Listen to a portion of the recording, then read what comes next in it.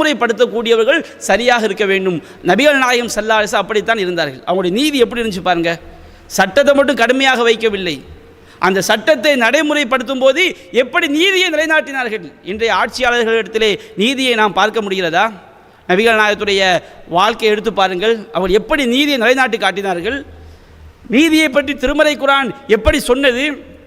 5வது அத்தியாயத்தில் 8வது வசனத்தில் அல்லாஹ் கூறுகின்றான், யா அய்யுஹல்லதீன ஆமனு கூனு கவ்வாமீன லில்லாஹி ஷுஹதா பில் கிஸ்த். நம்பிக்கை கொண்டோரே, நேர்மையுடன் அல்லாஹ்வுக்காக சாட்சி சொல்லக்கூடியவர்கள் ஆகிவிடுங்கள். எந்த விஷயமா இருந்தாலும் நேர்மை, அல்லாஹ்வுக்காக நீங்கள் என்ன செய்யுங்க, சாட்சி சொல்லுங்கள். வலா யஜ்ரிமன்னக்கும் ஷனஆனு கௌமின் அலா அல்லா தஅதிலு. ஒரு சமுதாயத்தின் மீது நீங்கள் கொண்டுள்ள வெறுப்பு, நமக்கு எதிரியாக இருப்பான், நமக்கு விரோதியாக இருப்பான், நமக்கு அவனுக்கு பெரும் பகை இருக்கும், அவன் மீது நீ கொண்டுள்ள வெறுப்பு அவங்களுக்கு நீதி செலுத்த வேண்டிய விஷயத்தில் நீதி செலுத்தாமல் இருப்பதற்கு உங்களை தூண்டிவிட வேண்டாம்.